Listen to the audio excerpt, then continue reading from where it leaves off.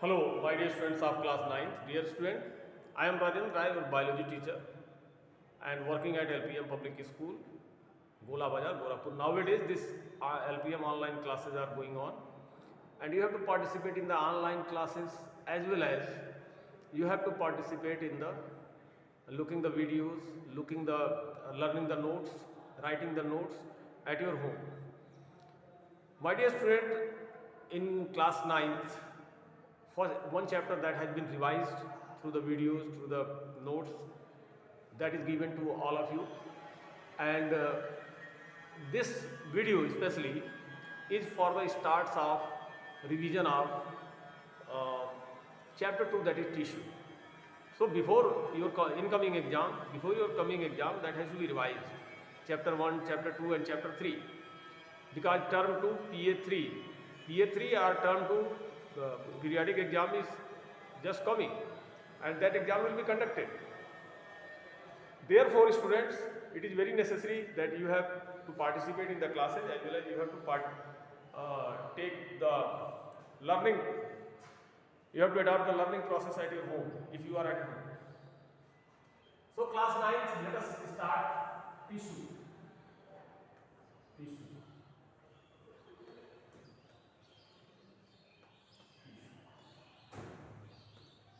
Tissue can be defined biologically as the group of the cells. Tissue can be defined biologically as the group of the cells. Like this.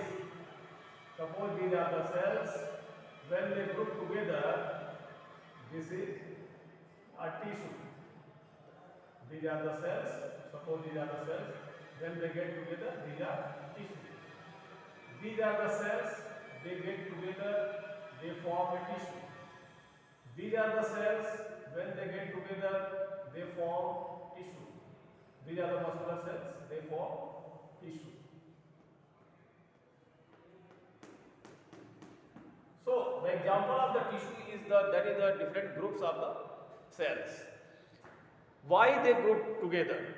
Question is, they group together to constitute a organ. They get united together to constitute an organ system so that they can perform a specific function of that particular organ up to the maximum accuracy, into the maximum quantity. Suppose if any gland, if any organ is secreting an enzyme, then that enzyme has to produce in sufficient quantity so that the function of that enzyme has to be accomplished.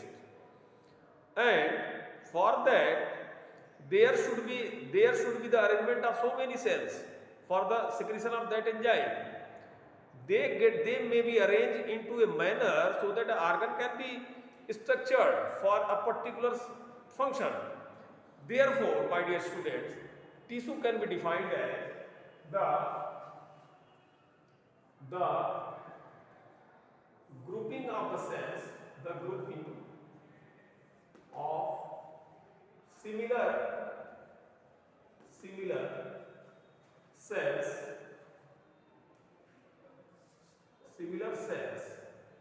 in grouping of similar cells in structure and function to produce accurate and maximum optimum function. Grouping की जगह पे आप group लिख सकते हैं, the groups. So tissue can be divided as a group of the similar cells in structure and function. जो cells structure और function में similar होती है, समान होती है, उसी groups को tissue बोलते हैं.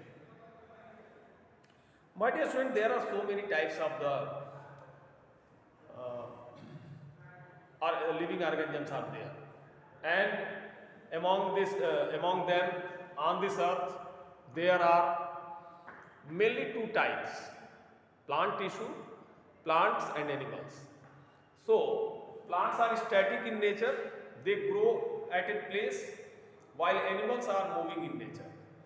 So considering behavioral organization, structural organization of both plants and animals, we can study the tissue of them separately to understand in a better way.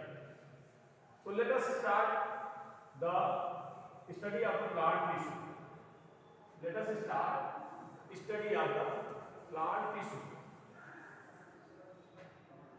Let us start the study of the plant tissue.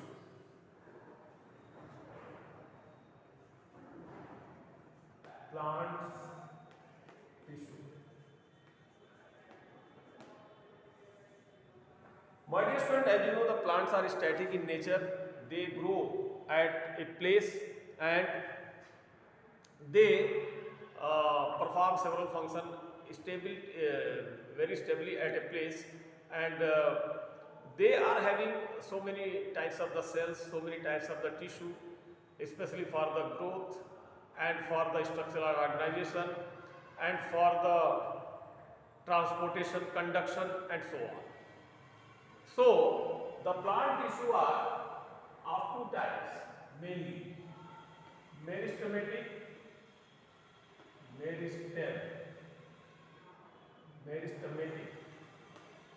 and permanent. Meristematic and permanent tissue.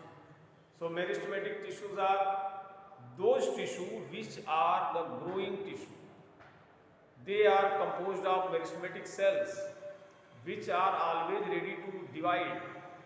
If cell division takes place, then the growth will be there, and growth will be at the tip of the plant, at the bark of the plant and at the branches, at the node and internodes. Therefore these meristematic tissue are found on three locations, and according to the location they are known as apical. They are found on the apex of root and shoot, apical. Then lateral, they are found in the stem of the plant, and apical, lateral and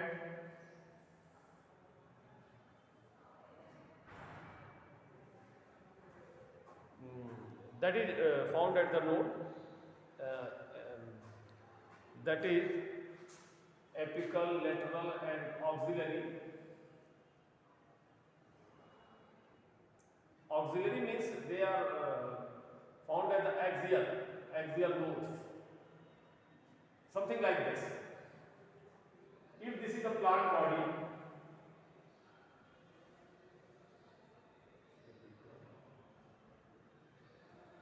suppose this is the plant body, then this plant body will have the apical meristematic tissue at the tip of the plant. These are the apical meristematic tissue, and this side cells on the both sides of the stem, they will be called as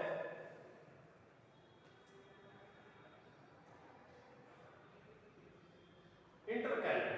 They will be called as, this is called as lateral meristematic tissue. And lateral meristematic tissue facilitate the girth of the plant.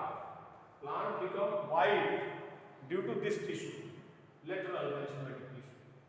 And at the node and internode, this position, there will be another specific tissue. They are intercalary. They are intercalary.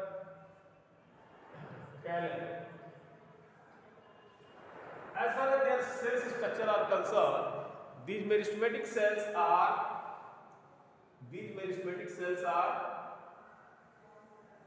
round, oval, and so many shapes are there, may be there, and they are having a large nucleus, and they are always ready to divide.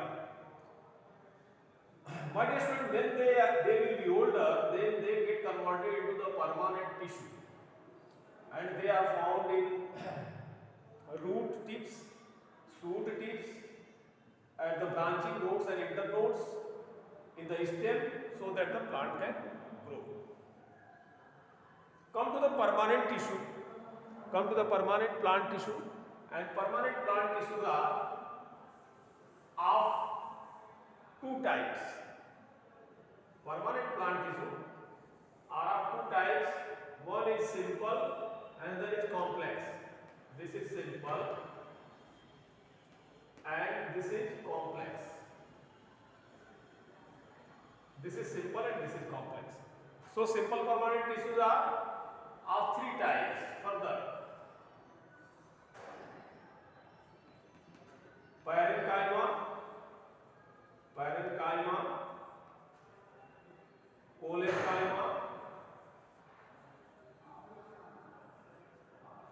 and sclerenchyma.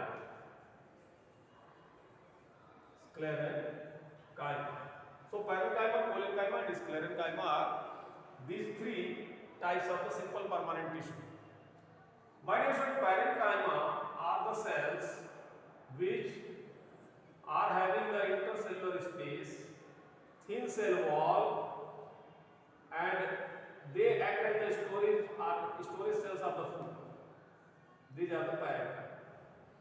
Collenchyma are having the thick cell wall, no intercellular space.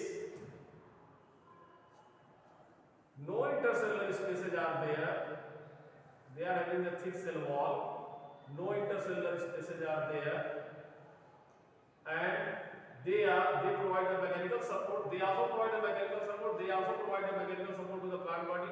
Provide hardness to the plant body. So these are collenchyma. These are parenchyma. And sclerenchyma are the sclerids. They are formed of structure something like this.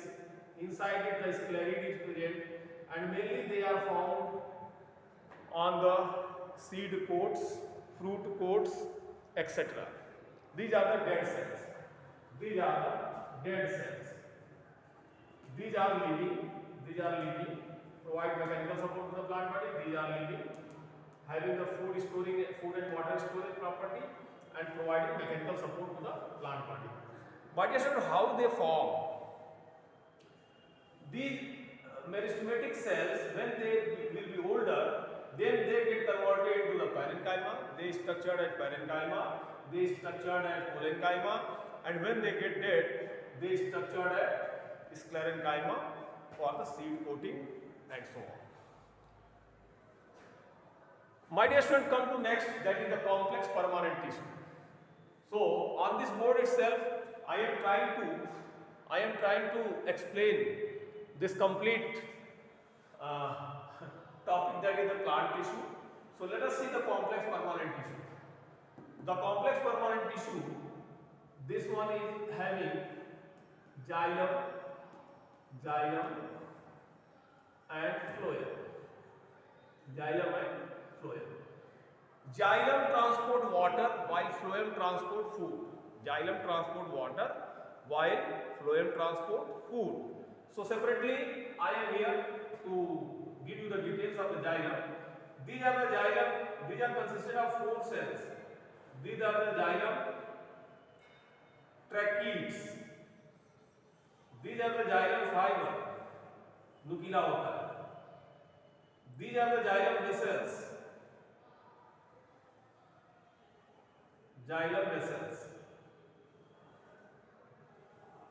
These are the xylem vessels.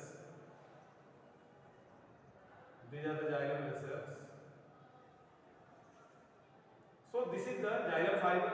This is the xylem tracheid. This is the xylem fiber, X fiber. These are the dead. This is the xylem vessels.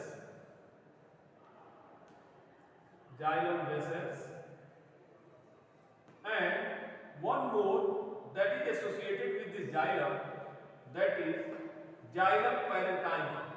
Suppose this is the parenchyma. This is the parenchyma inside it. That is the living cell. That is the xylem parenchyma.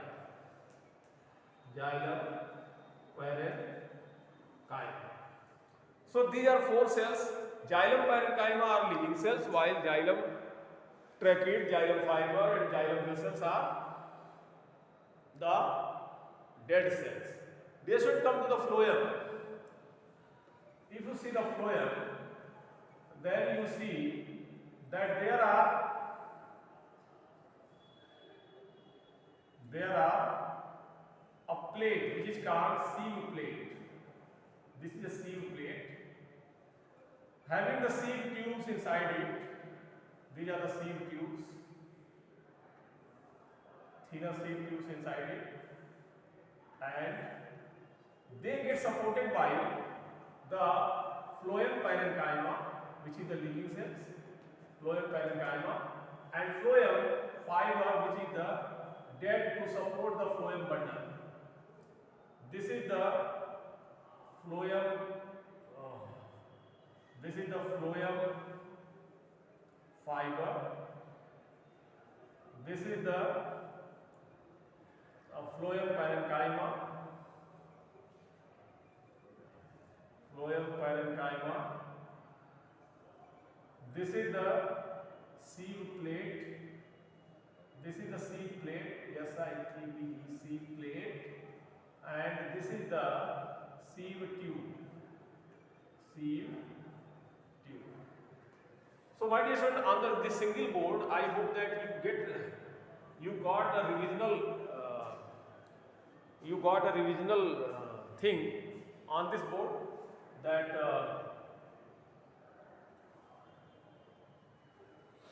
you got a revisional thing on this board that is present about all these things related to the plant tissue. My dear student, in the next video, I will be able to explain you about the animal tissue. So, plant tissue, these xylem and phloem are, the function of this phloem is to translocate the food. Wherever food is required, that get translocated through this sieve tube. That get transferred from this phloem parenchyma into this bundle, and that get translocated wherever food is required, that get translocated by this phloem. The water get absorbed by this xylem trachea, xylem fiber, and water come into this xylem vessels, and simultaneously water uphill into the plant body through the xylem vessels. My dear students, if you revise this plant tissue especially, then you will be benefited. So, how many cells are dead, how many cells are living into the plant tissue, what are the function of the meristematic tissue, what are the function of the parenchyma, parenchyma, sclerenchyma, and so on. My dear students, I am closing this video with this note that you all will learn effectively of the plant tissue. Thank you. Good day.